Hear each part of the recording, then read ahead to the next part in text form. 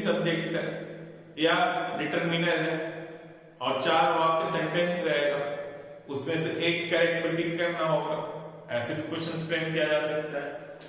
तो ये आपका हो जाएगा, ठीक है, ये भी हम लोग पढ़ेंगे, ये भी सिलेबस में है। उसके बाद क्वेश्चन वर्ड्स या क्वेश्चन टैग्स कह लो, ठीक है, यानी कैसे क्वेश्चन वर्ड्स में कौन कौन सा आता है वो हम लोग देख लेंगे। फिर एंड और बट, सिलेबस में एंड लिखा हुआ वहां पे, एंड तो यहाँ पे है ही हमारा आर्टिकल्स के रूप में, तो यहाँ पे एंड एक्चुअली होना चाहिए था। एंड और बट ये तीनों क्या है, कंजंक्शन है। क्या है, कंजंक्शन। ये भी पार्ट्स ऑफ स्पीच ही है, ठीक है, कंजंक्शन। तो ये हमारा हो जाएगा एंड और बट, ये पढ़ना है, ठीक है। जैसे यहां पे देखो हम लोग एंड कंजंक्शन, तो यहां से भी आपका क्वेश्चन फ्रेम होगा, क्वेश्चन फ्रेम होगा या, ठीक है, रिस्ट्रक्चरिंग और reordering the sentence, complete the sentence, spot errors, ये सब में, ये सब ही कैसे कहां भी यूज होगा वही सब तो आपको पढ़ना है, ठीक है। एक स्पेलिंग्स के बारे में समझना है कि स्पेलिंग गलत है ऐसे है, और दूसरा इसी का तो यूज, ठीक है, नियम आपको जानना है कौन सा कहां पे यूज होगा, कैसे यूज होगा, ठीक है।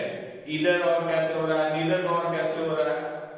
तो खैर सिलेबस में तो यहाँ पे सिर्फ एंड और बट दिया है कंजंक्शन में, लेकिन और भी बहुत सारे कंजंक्शन होते हैं, वो भी हम लोग देखेंगे, कंजंक्शन भी देख लेंगे, पार्ट्स ऑफ स्पीच है।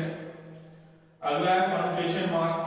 आपको पता है full stop, comma, question mark, inverted comma, ये सब हमारा क्या है, पंक्चुएशन मार्क्स। ये भी हम लोग पढ़ेंगे कैसे यूज करना है। फिर आपका जो है पोसेसिव एडजेक्टिव्स आपको पढ़ना है। पोसेसिव एडजेक्टिव्स आपको पता होगा ये क्या होता है, ठीक है। क्या होता है पोसेसिव एडजेक्टिव्स, हम लोग पूरा एडजेक्टिव्स पढ़ेंगे, लेकिन यहाँ पे सिलेबस में दिया हुआ है, तो इसमें जैसे माई हो गया, हिज हो गया, हर हो गया, योर हो गया, इस तरह से ये सब क्या हमारा पोसेसिव एडजेक्टिव्स है। तो हम लोग को पोसेसिव एडजेक्टिव्स भी पढ़ना है, यानी ये जो है ना नाउन का अधिकार बताता है, किसका है, तो नाउन का है, ठीक है। लाइक माई पेन, तो मेरा पेन, तो हक यहां पे बताया है योर, ठीक है, your book, his book, his cap, her cap, तो क्या बताता है, नाउन का अधिकार बताता है, ठीक है। तो इसलिए इसको पोसेसिव एडजेक्टिव्स में ये सब हम लोग को पढ़ना है। फिर प्रीपोजिशंस हम लोग को पढ़ना है, इन, ठीक है, एट, बहुत सारा होता है, ऑन, ऑफ, ये सब क्या, सब प्रीपोजिशंस बहुत सारे हैं, तो हम लोग प्रीपोजिशंस भी पढ़ेंगे। विद, तो सभी का कहां पे कौन सा प्रीपोजिशन यूज होगा, तो सबके नियम्स हैं, ठीक है। तो हम लोग को वो नियम्स पढ़ना है, नियम्स के बारे में हम लोग को पढ़ना है। तो जब ये सब हम लोग पढ़ लेंगे तो आप अच्छे से उसको सेंटेंस में यूज कर पाएंगे। तो जो आपके एग्जाम्स में जो क्वेश्चंस आते हैं, यदि आप सिलेबस समझ गए हैं, तो हम आपको बताते हैं किस तरह से 19 अलग अलग, ठीक है, तरह से क्वेश्चंस आ सकते हैं, ठीक है। वो मैंने आपके लिए लिस्ट आउट किया, अभी हम आपको बताते हैं कैसे कैसे क्वेश्चंस आ सकते हैं। तो सिलेबस तो समझ में आ गया, ठीक है। इसके अलावा और क्या क्या आपको पढ़ना है जो आपके एग्जाम्स में आ सकते हैं, वो भी हम लोग देख लेते हैं, ठीक है। कोई डाउट, देखो हम आपको तभी हेल्प कर पाएंगे जब आप हमसे बताएंगे कि हाँ मुझे यहाँ पे परेशानी है, ये मुझे नहीं समझ में आ रहा है, ठीक है। तो उसके लिए आपको जो है या तो आप हमसे कांटेक्ट कर सकते हैं या कमेंट बॉक्स में आप लिख सकते हैं। तो आप जब कमेंट बॉक्स में लिखेंगे तो हम फिर उस पर वीडियो बनाकर या वहां पे ही हम जवाब दे देंगे। और वैसे मेरा व्हाट्सएप नंबर है 118210118 आप इस पे व्हाट्सएप कर सकते हैं, कॉल भी कर सकते हैं, हम आपको हेल्प कर पाएंगे। लेकिन जब तक आप मुझे नहीं बताएंगे तब तक हम आपको कैसे हेल्प कर पाएंगे। ये मेरा आपसे फिर से मैं आपको एश्योर कर रहा हूं कि आप मेरे वीडियो को देखेंगे, उसको फॉलो करेंगे तो बिल्कुल मैं आपका जितना भी 6 टोटल 8 जो है सब्जेक्ट है तो मैं 8 पे आपको वीडियो बना कर दूंगा और हर एक सब्जेक्ट को आपके दिमाग में सेट करने का गारंटी मैं लेता हूं, आपके दिमाग में घुसा देने के लिए, ठूस देने के लिए, ठीक है, समझा देने का मैं गारंटी आपको देता हूं, ठीक है। लेकिन उसके लिए आपको देखना होगा। और एक साथ में रिक्वेस्ट मेरा है, यूजुअली मैं नहीं बोलता हूं लेकिन एक रिक्वेस्ट है कि आप हमारे चैनल को सब्सक्राइब करें, जिससे मुझे भी एक मोटिवेशन मिलेगा और ज्यादा मैं समझूंगा कि हाँ लोग बेनिफिटेड हो रहे हैं हमारे वीडियो से, तो शायद और मैं एफर्ट लूं और कम आवर्स मैं भी सोऊं आपके साथ में और आपके एग्जाम तक मैं आपके साथ बना रहा हूं और पूरी तरह से पूरे लगन के साथ मैं भी मेहनत करके हर एक एंगल से चीजों को आपको समझा पाऊं। तो एक रिक्वेस्ट मेरा होगा, प्लीज सब्सक्राइब माय चैनल और हो सके तो आप लोगों के साथ शेयर भी कीजिए, लोगों को बताइए कि हाँ सागर एजुकेशनल चैनल है, उसमें भी अच्छे तरीके से बताया जाता है और समझ में आता है। आप इतना यदि करेंगे तो एक बहुत बड़ा हेल्प मुझ पे भी होगा और मैं तो हूं ही आपके साथ में। तो चलिए हम लोग देख लेते हैं आपके एग्जाम्स में क्वेश्चंस जो है ना वो कैसे आते हैं, किस किस चीज पे क्वेश्चन फ्रेम होता है, हम लोग किस चीज को अब देख लेते हैं, ठीक है। तो सबसे पहले देखो आप, हमने 19 चीज किया है, तो सिनोनिम्स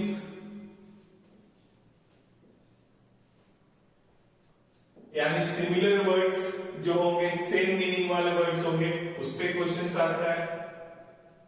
देखो एक तो डायरेक्ट करेगा वर्ड और पूछ लेगा इसका जो है सिनोनिम क्या है, ठीक है, सेम मीनिंग वाले दूसरे वर्ड्स कौन से, ये पूछ लेगा। या एक सेंटेंस में दिया हुआ रहेगा उसको अंडरलाइन कर देगा, ठीक है, और फिर पूछेगा कि इसका जो है मीनिंग क्या है, ठीक है। उस तरह से भी क्वेश्चंस आ सकते हैं। दूसरा जो आपका एंटोनिम्स है,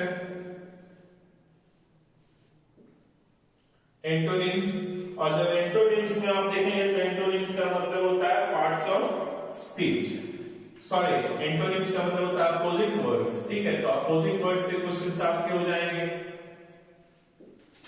तीसरा क्वेश्चन आप देखोगे पार्ट्स ऑफ स्पीच से क्वेश्चन रहेगा, जो अभी हम आपको बता रहे थे ना मैच करने के लिए, या पूछेगा इसमें से बताओ कौन सा कंजंक्शन है, कौन सा प्रीपोजिशन है, इस तरह से भी पूछ सकता है। तो पार्ट्स ऑफ स्पीच से भी आपके क्वेश्चंस रहते हैं। उसके बाद correct form of verbs,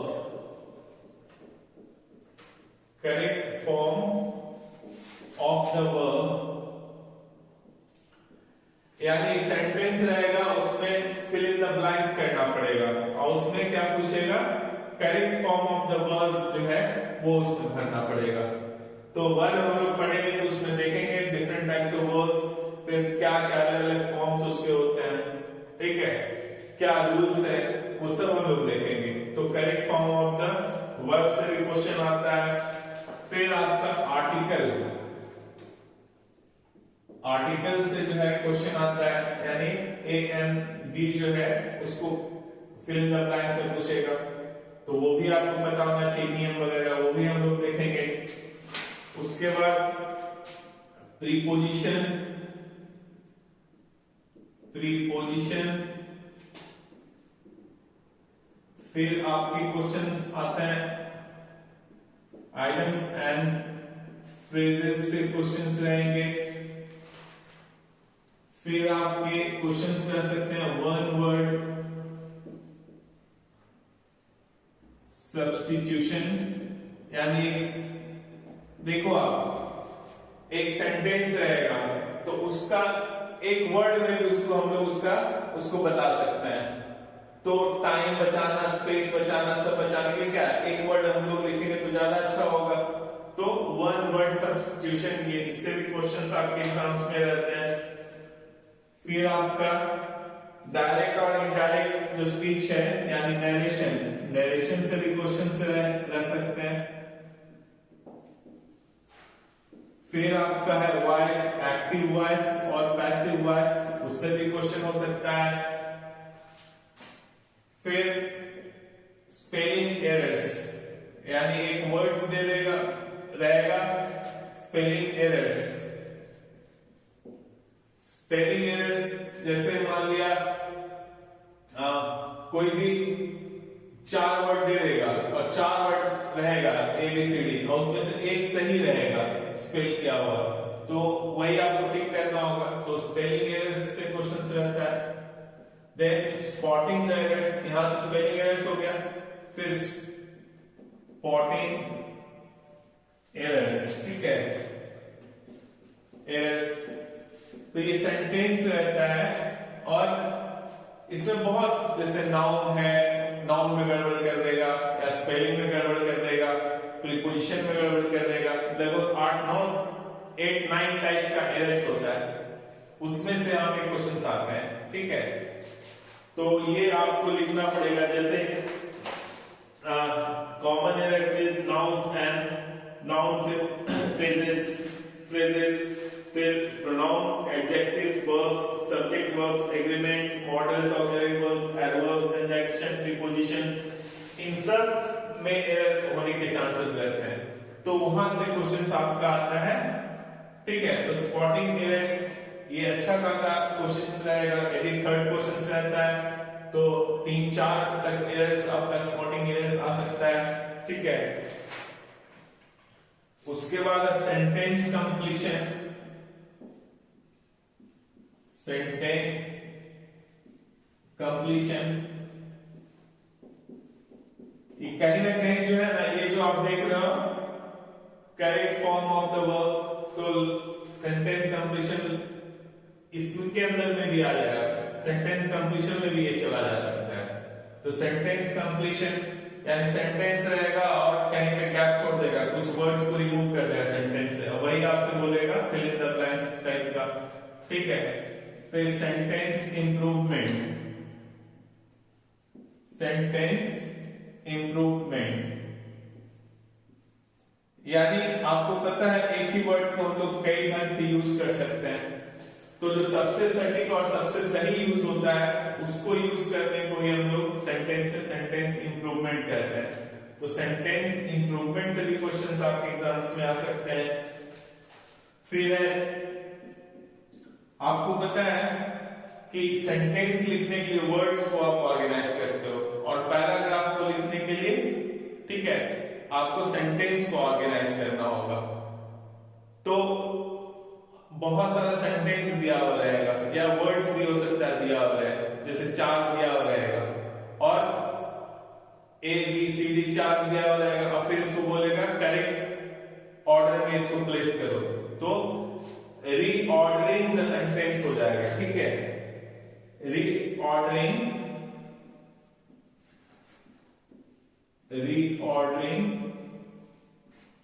words और सेंटेंसेस,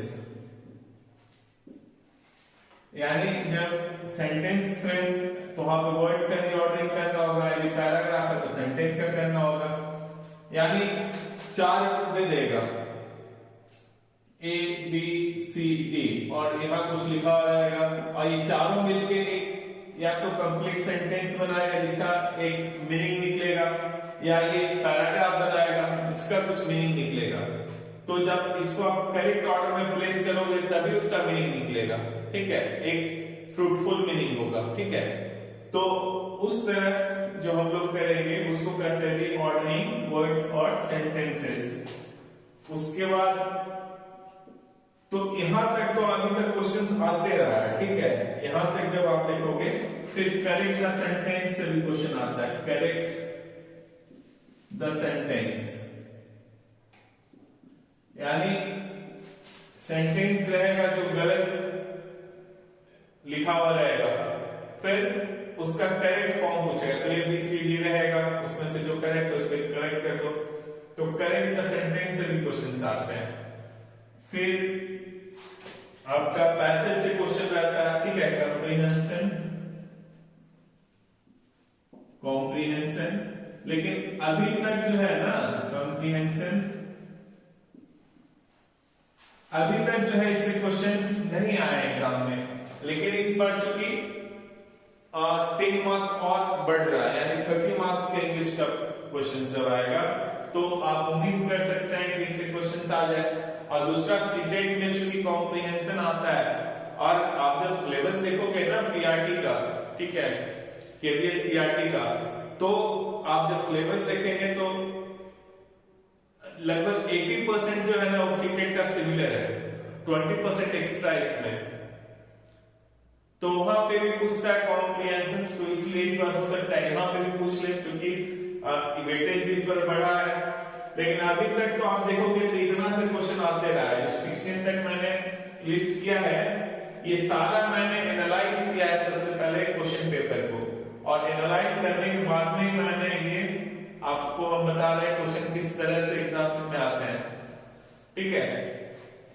और ये सब क्वेश्चन सही करने के लिए जो आप सिलेबस देख रहे थे तो वो आपको पहले करना होगा। जब उसके बारे में नॉलेज होगा तभी आप ये सब जितना भी आप देख रहे हो, spotting error, sentence completion, sentence improvement, ये सब क्या है, सब सेंटेंस के बारे में। अब सेंटेंस कौन बनाता है? पार्ट्स ऑफ स्पीच, टेंस उसको, ठीक है, हेल्प करता है फिर ट्रांसलेशन में। तो सारा का सारा तो वही से है। फिर आपका जो है क्लोज टेस्ट एक होता है। क्लोज टेस्ट में क्या है ना, एक पैराग्राफ रहेगा। पैराग्राफ जैसे कॉम्प्रिहेंशन है ना, तो उसी तरह से लेकिन वहां पर पैराग्राफ रहेगा, तो पैराग्राफ में से कुछ वर्ड्स निकाल देगा और आपको वही कहेगा, जो पैराग्राफ से जो वर्ड्स रिमूव करेगा उसी वर्ड्स को भरने के लिए कहेगा। तो उसको कहते हैं क्लोज टेस्ट। तो हो सकता है हम जैसा आपसे बता रहे हैं, क्योंकि इस पर इंक्रीज किया है वेटेज, सॉरी इंग्लिश का मार्क्स इंक्रीज किया है, तो हो सकता है ये दोनों भी इंक्लूड करें। और एक है डबल ब्लाइंड। डबल ब्लाइंड तो मीनिंग भी क्लियर है डबल ब्लाइंड इसमें। तो ये 19 जो है ना डिफरेंट टाइप्स ऑफ क्वेश्चंस इस तरह से फ्रेम किए जा सकते हैं, ठीक है। और यहां तक तो अभी तक आया है, इससे भी क्वेश्चंस आते रहे, सिनोनिम से, एंटोनिम से भी आते रहे, पार्ट्स ऑफ स्पीच से भी क्वेश्चन आया है, correct form of the verb इससे भी आया है, आर्टिकल से भी आया है, प्रीपोजिशन से भी आता है, आइडियम्स एंड फ्रेजेस से भी आया है, वर्ड सब्स्टिट्यूशन भी आया है, नरेशन भी आया है, वॉइस भी आया है, स्पेलिंग एरर्स भी रहता है। 2 रहता था, इस बार इंक्रीज करेगा तो 4 कर देगा, लेकिन 2 तो रहता ही है। स्पॉटिंग एरर्स भी रहता है, sentence completion, sentence improvement, reordering sentence, correct the sentence, यहां तक अभी तक एग्जाम्स में आते रहा है। केवीएस के एग्जाम में ये नहीं आया था, लेकिन चूंकि इस बार वेटेज आपका बढ़ाया है तो हो सकता है कॉम्प्रिहेंशन पैसेज ये इंक्रीज, ये इससे इस बार क्वेश्चंस आए आपके एग्जाम्स में, क्योंकि ये जो है ना आपके सीटेट का भी पार्ट है, तो हो सकता है इससे क्वेश्चंस आए इस बार। तो ये सारे आपके ऐसे ही क्वेश्चंस फ्रेम होंगे, इसी लाइन में क्वेश्चन आपके सेट करेंगे। तो यदि आप ये समझ गए हैं, सिलेबस भी आपको अच्छे से समझ में आ गया, ठीक है। अब हम लोग जो है नेक्स्ट वीडियो से जो है हर एक को, ये तो हम आपको याद करते जाना होगा, ये मेमोराइज करना होगा, 1 2 3 4, ये तो आपको हर एक दिन कम से कम 20 वर्ड मेमोराइज करवा, तब जाकर जो है अच्छा खासा स्टॉक हो पाएगा। 500-600 वर्ड्स का स्टॉक हो जाएगा, और उसमें से आ ही जाएगा लगभग, ठीक है। हम भी आपको देंगे, हम कल से जो है ये आपको देंगे, ठीक है, हैंड रिटन ही होगा, ठीक है, क्योंकि बहुत सारा मेरे पास में अभी साधन नहीं है तो हैंड रिटन ही होगा, लेकिन मैं ये आपको दूंगा, आप उसको मेमोराइज करते जाना और खुद भी जहां से भी मिले तो वहां से आप मेमोराइज करते जाना, ये मेमोराइज करना पड़ेगा। बाकी हम लोग समझ कर पढ़ेंगे, ठीक है, नियम पढ़ेंगे, रटेंगे, पढ़ेंगे, समझेंगे और प्रैक्टिस करना होगा आपको। इंग्लिश का बेस्ट जो है ना यार, वो है आपको द बेस्ट वे जो है वो आपका प्रैक्टिस ही है। जितना आप प्रैक्टिस करोगे आप एग्जामिनेशन में उतना ही कंफर्टेबल जोन पे रहोगे, उतना ही ज्यादा आपके मार्क्स आएंगे। तो ठीक है, आज हम सिर्फ